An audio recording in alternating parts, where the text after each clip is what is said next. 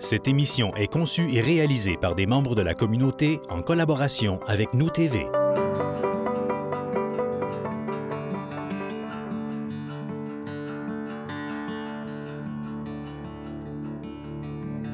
Bienvenue à l'art culinaire et dans le champ. Cette semaine, on cuisine. L'ossobuco de veau de la ferme du Broutard des Appalaches en compagnie de Nancy Bergeron. Ça va être beau, ça va être bon. Restez avec nous.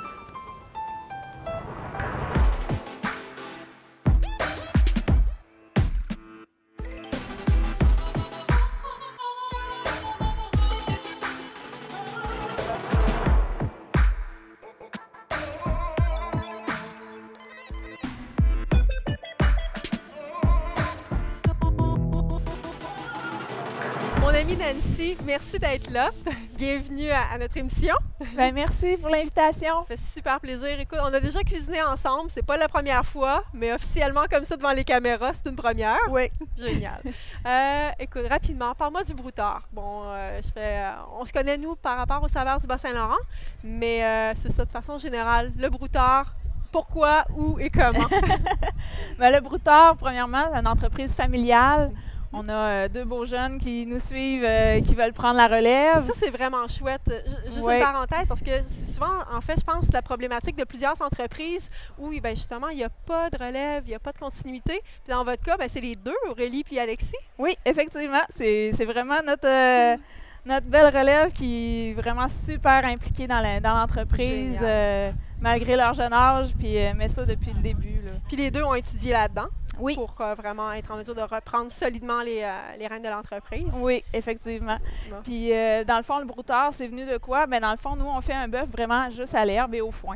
Donc, le Broutard broute de l'herbe au pâturage et le foin qu'on a récolté l'hiver.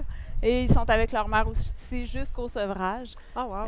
Ce qui fait en sorte que ça fait une viande qui est plus santé, plus riche en oméga 3 que ce qu'on trouve sur le marché traditionnel. Wow, fait que c'est complètement différent au niveau de la qualité. Puis pour le goût, je le connais aussi. Le goût. Premier truc, mais côté nutritionnel, je ne le savais pas qu'on a Oui. cette qualité-là qui est supplémentaire. La littérature le dit, là, parce que l'animal n'est pas dénaturé, on donne aucun grain, Wow. mais ça fait en sorte que la viande est meilleure pour la santé, plus maigre aussi que ce qu'on trouve sur le marché. Là. Génial. Puis en fait, plein de bonnes raisons de redonner ses lettres de noblesse à la viande rouge qui parfois a mauvaise presse et pourtant. Oui, exactement, parce que j'ai entendu dernièrement encore disant que bon, la production bovine, c'est une industrie qui pollue beaucoup, mais C'est ça ce qu'on entend. c'est à cause de l'alimentation. Des Donc, animaux. Oui. Donc, en donnant juste de l'herbe, du foin, ben l'animal produit moins de gaz à effet de serre que l'industrie qui donne du grain, de maïs, etc. L'industrie conventionnelle. Exactement. Tout à votre honneur. Puis je sais que ça rentre dans votre philosophie d'entreprise aussi. Oui. Peut-être le plus écoligique possible et Oui, respectueux de bien-être l'environnement. animal et Ah oui, c'est important, ça le aussi, respect ouais. de l'environnement. Très d'accord, c'est vraiment chouette. Fait qu'aujourd'hui, Ossobuco, Oui. oui, une partie, je pense, une coupe de viande que les gens connaissent moins un peu. Oui, parce que ben nous, c'est ça, on vend à la pièce, en panier, en demi-carcasse, ébité de façon personnalisée. L'ossobuco se retrouve dans notre panier. Les gens ont le choix de le garder ou de le substituer par du haché ou une autre pièce qui est similaire. Puis souvent, c'est ça, ils le changent parce qu'ils ne savent pas le cuisiner. Alors que c'est super bon et Absolument. simple à préparer. Absolument. Ben, en fait, aujourd'hui, on va donner quelques trucs. Une recette d'ossobuco, mais on laisse faire la recette traditionnelle milanaise. On va la faire version marché public. Donc, avec des produits d'ici, on va l'aromatiser avec du miel, de l'hydromel, plein de légumes qu'on trouve ici. Recette facile à faire, super simple, qui se réalise en quelques minutes. Fait que, on part ça tout de suite après la pause, ça? Oui. Après la capsule? Génial! Merci.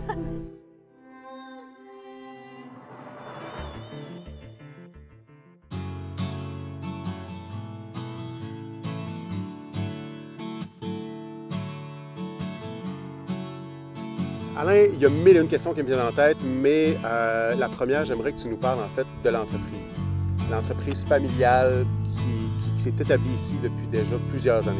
Oui, exactement. C'est l'entreprise, en fin de compte, premièrement, de mon père. C'est une passion qu'il avait de partir une petite ferme. Là. Il était menuisier dans le temps, des années. Là, tu sais, la ferme à partir des années 80 ici environ. Okay. 1980, donc il n'y avait rien. Mon père était menuisier. Il avait une passion qui était qu'il voulait avoir des animaux, préparer sa retraite. Donc, c'est ça. Il a parti la ferme là, de cette manière-là, tranquillement, pas vite. Puis, c'est ça. Donc, puis moi, bien, il a transmis sa passion, c'est sûr. J'ai tout le temps aimé l'agriculture. Je passais ma jeunesse ici, chez mon oncle. Mes étés, moi, je les passais avec les animaux. Puis mon oncle m'occupait des animaux. Donc, c'était ça mes vacances. Et c'est une passion que je crois que vous avez transmise également à vos enfants. Exactement, c'est Ouais. ça. C'est important au niveau, tu sais, le métier d'agriculteur, des fois, c'est pas facile, mais il y a des beaux moments, il y a des... tu sais, puis je pense que les beaux moments, c'est important de les partager avec nos enfants, puis de leur montrer que, tu sais, il y a du beau dans rester sur une ferme. Oui, tout à fait. Ouais. Ben, l'endroit est absolument magnifique. Exactement. Les bêtes vous écoutent au doigt et à l'œil. C'est vraiment absolument fantastique. Et j'aimerais que tu nous parles, en fait, des races que vous avez ici, en fait, pour l'élevage du brouteur. Les animaux, en fin de compte, c'est des races Angus Salus. Principalement, ça, c'est mes femelles. On accouple, les taureaux sont de race limousin. Oui. Donc, on va chercher vraiment un rendement en viande. On va chercher la rusticité avec le Angus puis le Salus pour développer vraiment des animaux qui se développent beaucoup à l'herbe et au foin, parce que c'est principalement notre marque de commerce. C'est du fourrage uniquement. Exactement. Aucun C'est grain. ça. C'est ça. C'est vraiment notre marque de commerce. On favorise vraiment que nos animaux là, consomment du fourrage pour qu'elles s'expriment au maximum en tant que ruminants. Combien de bêtes avez-vous au total? Bien, c'est ça. On a 100 femelles reproductives avec 2 mâles, 2 taureaux. Deux taureaux. Donc, on a environ 200 têtes tout le temps là, en roulement là, sur la ferme. Ah, tabarouette. Et sur combien de superficie, en fait, je dirais, de superficie de fourrage, et ça ressemble à quoi à peu Oui, près? bien, au niveau des pâturages, là, on a quand même on a une partie intense, Ouais. une partie plus extensive. OK. Donc, on a 170 acres. C'est quand même grand. C'est sûr que c'est pour pallier, comme on a vécu cette année puis l'année passée, à des périodes de sécheresse, bien, ça nous permet d'avoir un peu plus de latitude pour vraiment là, donner du fourrage là, tout le temps à nos animaux. Puis au niveau des prairies, pour faire le foin, on a environ 600 acres en prairies qui sont sur comme 3 municipalités. Ben, c'est vraiment fantastique, Monsieur Turcotte, la ferme, c'est absolument, c'est une beauté, en fait, de voir les animaux. C'est ici. paisible, on est bien, on Dans- est bien chez nous, puis on est fiers de... Ben, il y a de quoi être fier, il y a de quoi ouais, être fier d'être dans cette optique-là, en fait, d'agriculture, je dirais, libre pour vos animaux. Je pense que ça se reflète énormément dans le goût, la qualité de la nourriture que vous nous offrez. Pour y avoir goûté à plusieurs reprises, j'ai juste envie de vous dire merci infiniment. Je vous remercie Puis, beaucoup. encore félicitations pour vos 10 ans qui s'en viennent Ouais. très rapidement. Ouais, merci beaucoup. Bonne journée. On a fait chauffer la poêle tranquillement. Puis, écoute, on va travailler avec l'huile de colza. Tu connais? Oui, super beau produit. On en veut. Puis, hey, je voudrais que tu m'expliques, en fait. On a ici 2 pièces, mais une est du jarret avant, l'autre du jarret arrière. Oui, Comment on fait pour savoir? Dans le fond, le jarret arrière, la forme plus ronde et l'os est vraiment plus rond aussi que celui du devant, qui a souvent un petit os supplémentaire là, à C'est celui-ci l'intérieur. qu'on voit. Fait que, oui, c'est logique, en fait. La patte en arrière est plus grosse aussi. Oui. On a un os qui est un peu plus volumineux. Au niveau de la tendreté ou du goût de la viande, ça change quelque chose ou on est... Je suis pas une experte, mais je crois pas qu'il y ait de différence différence au niveau entre du l'avant et goût. l'arrière? Non. Génial. Hey, on va rapidement ajouter notre huile et on va commencer par ça. En fait, on va saisir la viande. Donc, on veut que ce soit vraiment chaud. On veut venir dorer notre viande. Et voilà. Fait qu'on veut une poêle vraiment bien... Oups! Et voilà, attendez. Il est encore en vie. Presque. Il est passé par notre centre de découpe. Bon, c'est vrai, parce qu'en fait, vous avez votre ferme, vous élevez les animaux, Oui. puis en plus, vous avez votre centre de découpe. Donc, vraiment un cercle... On fait vraiment la boucle. Il y a seulement l'abattage qui est fait à l'usine parce que ça, c'est vraiment fait dans les règles de l'art. Et Absolument, ouais, c'est on important souhaite que ça aussi, soit fait à Louisville là, parce que c'est vraiment l'endroit pour le faire. Puis chez nous, ben dans le fond, on tenait à avoir notre centre de découpe à la ferme pour avoir vraiment le contrôle de qualité du début à la fin. Donc, vraiment coupé selon vos standards, vos qualités. Oui. Puis ça nous permet aussi, en faisant la découpe nous autres mêmes, ça nous permet de prendre un échantillon de chacune des bêtes pour y goûter, pour s'assurer de la tendreté C'est vraiment de la cool, viande, parce que on s'entend qu'on travaille avec du vivant. Puis on ne sait jamais quand est-ce qu'un stress à l'abattage ou peu importe peut arriver, puis faire en sorte que la viande est moins tendre. Puis il y a le temps de maturation aussi qui joue pour beaucoup. Là, chez nous, on travaille des bêtes qui sont âgées entre 8 et 14 mois. Donc c'est quand même des jeunes bêtes, mais le temps de maturation est d'au moins 14 jours en chambre froide, carcasse. OK. Ça aussi, là, c'est vraiment différent de ce qu'on trouve dans l'industrie maintenant parce que tout est souvent maturé sous vide. Là. Chaque pièce est maturée sous vide, fait que ça fait une différence aussi au niveau de la saveur et de la tendreté. Fait qu'il y a vraiment en fait des principes de qualité puis de standards vraiment élevés que vous utilisez, que vous gardez vraiment comme ligne directrice pour en fait, offrir une viande vraiment d'une qualité supérieure. Oui. Puis on a la traçabilité aussi de la ferme à l'assiette parce que sur chacun des paquets, on aurait pu le montrer tout à l'heure, mais le numéro de la bête est inscrit. C'est vraiment chouette. Ben, bravo, c'est vraiment le fun. Ouais, merci. En fait, on ne le sait pas. Hein? On passe à votre kiosque, on voit ça, c'est chouette, mais d'avoir tous ces détails-là, donc il y a vraiment énormément de travail, beaucoup, justement, de standards vraiment élevés. Oui. Moi, ça me plaît, ça me parle. Hey, on va assaisonner ça pendant qu'on a un côté qui est en train de griller. Alors, un sel piquant. On va juste ajouter, puis on va y aller quand même généreusement parce qu'on a une pièce qui est quand même volumineuse. Puis, pendant ce temps-là, écoute, oignon. Oignon? Oui, parce qu'on va vraiment travailler, on n'utilisera pas de bouillon de bœuf ou de trucs du commerce, on va se faire un bouillon aromatique nous-mêmes. Fait que oignon, ail, rutabaga, carotte. Oignon en quartier? Oui, écoute, en morceaux. Vraiment sans chichi, là, je te laisse t'amuser là-dedans. Puis, en fait, moi, ce que je voudrais bien montrer ici, je vais tourner, on veut vraiment de la coloration sur notre viande. On veut que ça vienne doré de cette façon-là. Donc, la fameuse réaction Maillard qui vient garder tous les arômes, les sucres à l'intérieur de la viande. Donc, on va laisser ça griller encore un petit moment.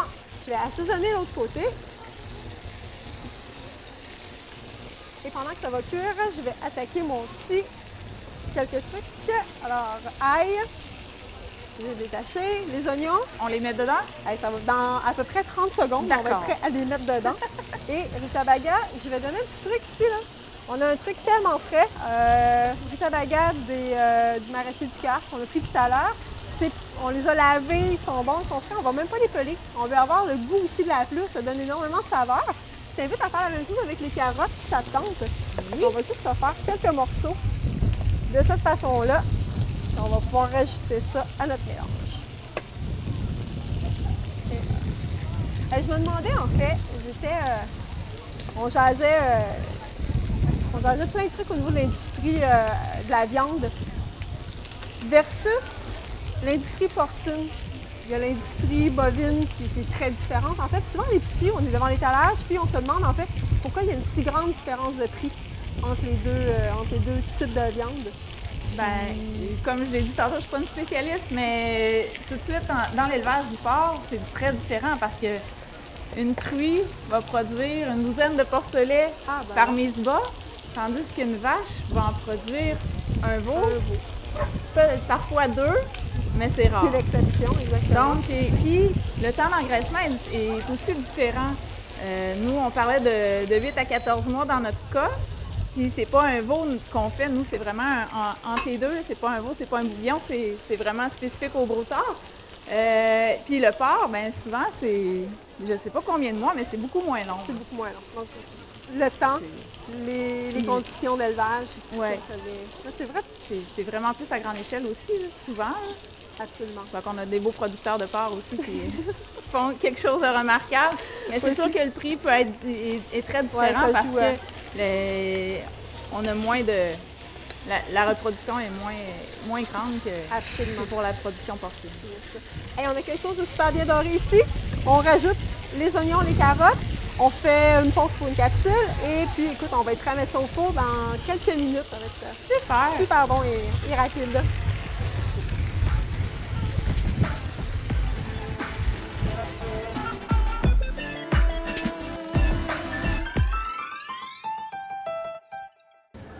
On est actuellement en compagnie de Mireille Lechasseur, qui est copropriétaire de l'entreprise apicole Le Château Blanc.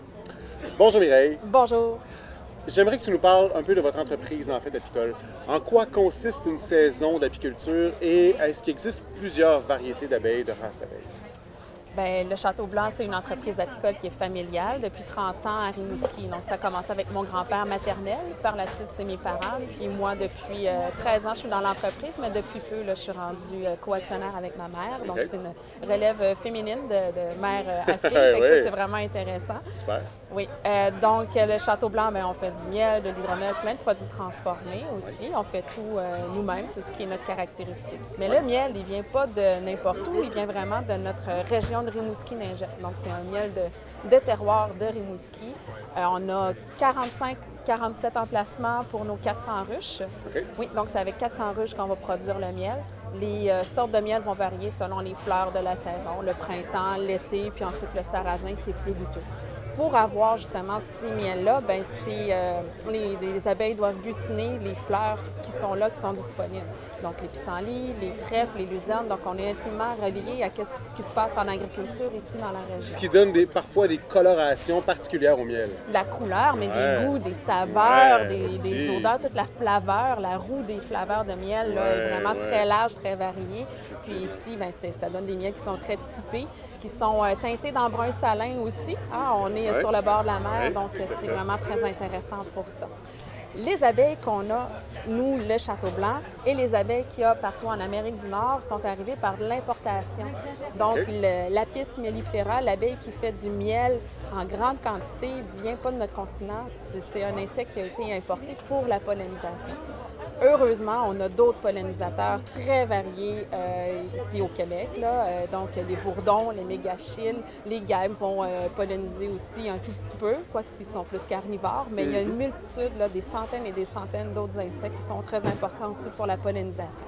Est-ce que vous plantez des fleurs en prévision, finalement, que, justement, les abeilles aient butiné certaines fleurs ou autres? Est-ce qu'il y a des variétés particulières de fleurs que vous plantez, en fait, directement au Château Blanc? Au Château Blanc, bien, nous, on a plus un verger pour pouvoir produire nos fruits pour nos hydromels. Donc là, on est vraiment dans les petits fruits. On ne possède pas de terre dans la région, donc c'est une collaboration avec ceux qui ont des grands terrains. Et qui ont besoin d'être pollinisés, D'être pollinisés, exactement. Voilà. Que là, nos abeilles vont aller dans les fleurs qui vont être disponibles dans la région. Puis, il y a beaucoup de fleurs sauvages aussi. Il y a les fossets où il y a de l'épilobe. Les abeilles vont à l'intérieur de ces fleurs-là, les polliniser, les propager. Puis finalement, c'est un écosystème dans une biodiversité qui fait une grande variété de fleurs dans la région grâce à nos abeilles. Wow! Ouais. C'est vraiment fantastique. Vous avez vraiment un beau kiosque, des beaux produits. Merci. Félicitations pour le succès de mère en fille de votre entreprise. C'est vraiment fantastique. Merci beaucoup, Mireille. Fait qu'on a une viande qui est super bien dorée. Je vais juste te montrer ici, là, si on laisse un petit coup d'œil. Vraiment. Puis on peut voir beau. aussi. Ah oui, c'est beau, hein? Fait que les légumes ont fait caraméliser. Puis ici, au fond de la poêle, on a quelque chose qui a commencé à accrocher. C'est parfait parce qu'en fait, on va déglacer avec de l'hydromel. On travaille en moutarde au miel. Fait qu'on va y aller directement comme ça. On va rester dans les produits du miel, du marché et du miel. Fait qu'on va même y aller généreusement. Ça va venir apporter beaucoup de goût, encore, comme je disais tantôt, à notre bouillon. On augmente un peu la température. Fait qu'on va juste laisser ça réduire une toute petite affaire. Puis, j'aurais à te proposer pour accompagner notre thon, une salade de pommes de terre et haricots qu'on pourrait juste se préparer. On va l'accompagner. Souvent encore, les ossobuco, on les sert avec soit du riz ou des pâtes. Donc, soyons original et délinquants. Oui. Pommes de terre et haricots. On a ça juste ici. Si tu veux les couper juste en quartiers, grossièrement, puis on va réutiliser notre moutarde à l'érable pour... oui, ils sont cuites. Je les ai préparées ce matin. Super. On se fait tout prêt. Ah, ici, on a quelque chose qui bout. C'est vraiment parfait. Donc, on va... Et voilà. Donc, c'est ce qu'on voulait. Ça va venir apporter beaucoup de saveur. On aurait deux options. On pourrait juste prendre la casserole comme ça, mettre un couvercle, l'envelopper d'un papier d'aluminium et l'envoyer directement au four. Ou encore, ce qu'on peut faire, on va venir placer tout ça dans un... Ça pourrait être une cocotte, ça pourrait être un autre plat avec lequel on aime travailler. Et je vais juste venir, je vais éteindre ça. Et on va venir arroser notre viande avec l'hydromel. On ajoute les légumes. Ça sent déjà super bon. Vraiment. Et l'ingrédient secret, moutarde à l'ancienne au miel. Superbe. On va en ajouter, hein, j'ai envie de te dire, au moins 3 bonnes cuillères. Ici, on est un type moutarde. Non, ça va être bon. Ça va vraiment. être bon. Ouais, je pense que ça va être vraiment le fun. Juste un petit peu d'eau, parce qu'on a quand même besoin d'une bonne quantité de liquide. Pour que la viande mijote. Oui, c'est ce qu'on veut en fait, parce que le l'ossobuco a juste besoin d'une longue cuisson à feu doux. Fait qu'on va le laisser au four comme ça à peu près entre 2 et 3 heures. Moi, j'aime bien mettre moins chaud, mais plus longtemps. Fait que c'est un bon truc pour avoir des viandes super tendres et juteuses. Donc, l'important, ça va être prêt quand la viande va se détacher de l'os. et voilà! On dirait que t'en as déjà fait.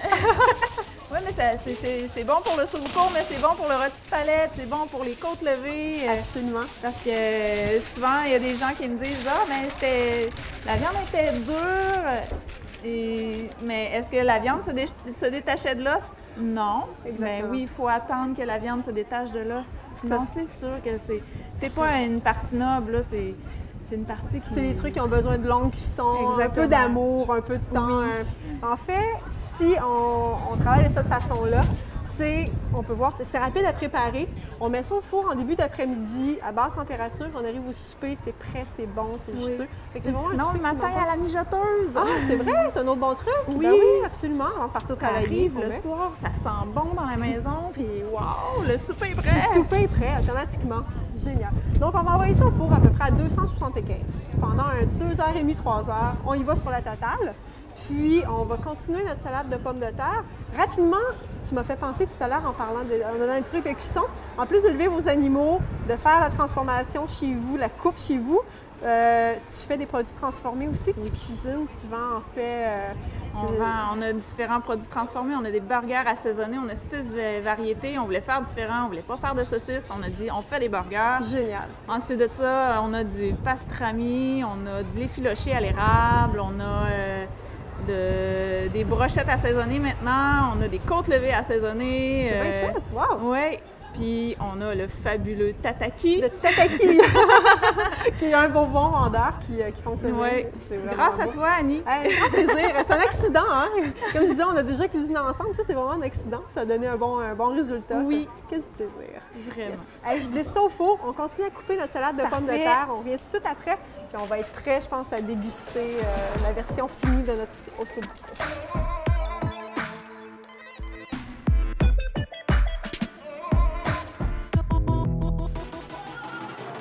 On nous indique souvent dans les livres de recettes de saisir une viande à feu très vif sur la cuisinière avant de l'enfourner et de poursuivre le rôtissage au four. J'aimerais que tu nous expliques, Annie, la raison pour laquelle on doit procéder de cette façon-là. C'est tout simple, c'est pour libérer un maximum de saveur. Souvent, c'est référé comme étant la réaction de Maillard. Donc, saisir un aliment à feu vif va libérer des molécules qui vont tout simplement amener beaucoup de saveur, beaucoup d'arômes. Et voilà, on a la réaction qui donne l'aspect caramélisé, coloré des aliments et qui goûte bon. Effectivement. On va le faire aujourd'hui avec un beurre clarifié. Oui. Pourquoi le beurre clarifié? C'est en fait la matière grasse qu'on peut monter le plus haut en température, 500 degrés Fahrenheit. Alors, on va pouvoir vraiment bien chauffer notre poêle, notre matière grasse et saisir notre viande qui est quand même assez épaisse. Donc, on peut y aller vraiment sur une cuisson très chaude. Ossobuco, on veut une longue cuisson au four ensuite. Donc, on va vraiment bien le saisir et avoir un résultat vraiment optimal. Combien de temps de cuisson au four par la suite? On dit qu'on saisit environ peut-être 1 à 2 minutes de chaque côté pour que ce soit bien caramélisé.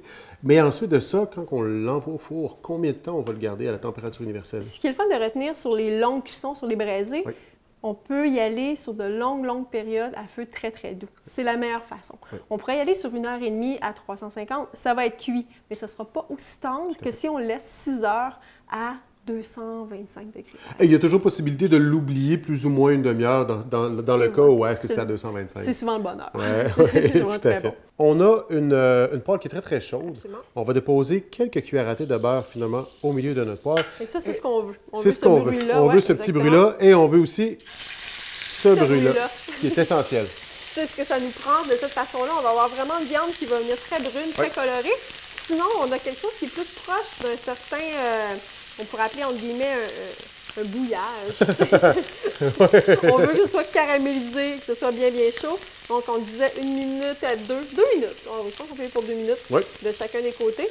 Et Est-ce qu'on sale ou on ne sale pas? La grande question, hein? Mystère non résolu de l'industrie. Plusieurs chefs vont dire oui, d'autres vont dire non. Ouais. Écoute, c'est vraiment selon la viande qu'on a également. Absolument. Moi, j'aurais tendance à dire qu'on devrait toujours saler, en fait. Peut-être en milieu de cuisson, en rajouter un peu, évidemment, pour que ça donne du goût. Mais de rectifier l'assaisonnement plus en fin de cuisson pour vraiment pas trop mettre de sel, finalement, puis avoir le résultat final. Je suis absolument Exactement. d'accord. Belle caramélisation. Ouais. On voit bien, en fait, la démarcation. On voit vraiment que on le sent aussi que les sucres de viande se sont libérés, en Absolument, fait, de la ça sent protéine, super bon. l'odeur et tout ça. C'est beau visuellement, c'est magnifique. Et après ça, quand on va le porter en bouche, évidemment, ça apporte quand même ce petit côté-là fantastique. Bien salé. Tu me donnes un truc rapidement si on le fait au barbecue au lieu de le faire à la poêle comme ça? En fait, si on le fait au barbecue, on a juste à badigeonner, pour ne pas dire peinturer à l'aide d'un petit pinceau de cuisine, en fait, la surface de la pièce de viande, exactement.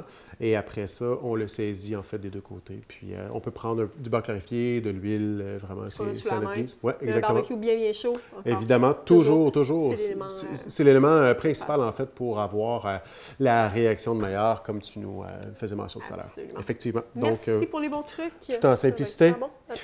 Dernière petite chose à rajouter, aujourd'hui c'était l'osso bucco, mais on peut faire, c'est une technique qu'on peut utiliser avec l'épaule de porc, avec le rôti de palette, à peu près toutes les coupes de viande, mais principalement celles qu'on va enfourner par rôtissage par la suite.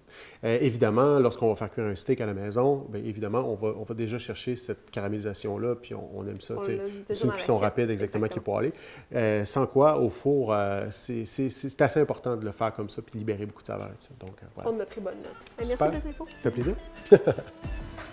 Alors, version cuisinée ici de l'osso bucco qu'on va regarder dans quelques secondes. Je te laisse terminer la salade de pommes de terre. On y ajoute un peu de tomates cerises. Ça va apporter de la fraîcheur, ça va être bon. Puis, écoute, la moutarde au miel, je te laisse... Vas-y, avec l'inspiration, exactement, l'inspiration du moment. Super. Fait que, question de donner un peu de saveur, un peu de croquant. Alors, on va ajouter quelques haricots. Des haricots verts que j'ai fait blanchir vraiment rapidement, un petit 30 secondes à l'eau bouillante. On refroidit rapidement à l'eau glacée. Et je vais juste ajouter un trait d'huile de colza. Alors, on voit qu'ils vendent bien fort. Hein? Et voilà, tout y est. C'est merveilleux. Il n'y a jamais de mauvaise température pour cuisiner. C'est parfait. Alors, haricots, je vais les assaisonner un tout petit peu. Et quand tu seras prête, je te prendrai quelques pommes de terre qu'on va venir déposer ici sur le dessus. Tu me dis si ça ressemble à ça? C'est vraiment parfait. On rajoute les poissons. Un peu d'assaisonnement. Je te mets ça ici. Et voilà, ça va être vraiment bon. Le vent en emporté. Le vent emporte tout. On aime bien. Et voilà. Donc, notre osso bucco ici, une fois mijoté pendant 3 heures. Alors, on a rajouté tout à l'heure pendant la cuisson un peu de persil, qui sont encore d'aromatiser notre bouillon. Et on va y aller, j'en prie, quelques pommes de terre sur le dessus. Fait que ça va venir apporter un beau féculent. Puis quelque chose de différent que les fameuses pâtes et le riz. Encore? Oui, encore une autre, ça va être super chouette. C'est bon? Génial. Et moi, je vais y aller ici. Alors, si on parlait tout à l'heure que l'idéal, c'est vraiment quand la viande se détache de l'os. Je pense qu'on peut le voir ici. Oui. On a vraiment un résultat. On sait que c'est bien cuit. La moelle, qui est vraiment aussi délicieuse. Parfois, il y a des gens qui hésitent, mais je pense qu'en mélangeant avec la pomme de terre et les haricots, on va avoir quelque chose qui va être vraiment bon. intéressant. Je vais me laisser tenter ici. On a aussi obtenu un super beau bouillon. On va venir en ajouter. Puis un autre truc qu'on pourrait faire aussi, en fait, on peut voir, bon, on a un bouillon qui est quand même assez liquide, juste le transférer dans une poêle ou une casserole puis le laisser réduire un peu. OK. Donc, on pourrait aller chercher quelque chose un petit peu plus sirupeux, un peu plus Est-ce que tu ajouterais quelque chose à ce moment-là, justement, pour le rendre plus sirupeux ou aussi juste à le faire bouillir? Juste le faire réduire, tout simplement. On enlève un peu d'eau puis on garde tous les arômes. Et voilà. Et on va venir compléter ça avec, je te laisse honneur, quelques pousses de maïs. On veut un sucré. J'ai quelques pousses de coriandre, puis on va être prêt à goûter. À toi l'honneur. Hey! Et je te suis avec ça ici. Nancy, c'est toujours un plaisir de cuisiner avec toi, sans blague, que ce soit pour faire des tests ou des expériences ou inventer des nouvelles recettes. C'est vraiment le fun. C'est tellement réciproque. C'est vraiment, écoute, c'est super beau. Tout se détache, tout est Et moi, je vais y aller ici, un peu de bouillon. Je vais directement à la cuillère. Ça va de la pomme de terre. Oh, wow! C'est bon. C'est bon, hein? Oui. Écoute, je t'envoie la recette. Oui.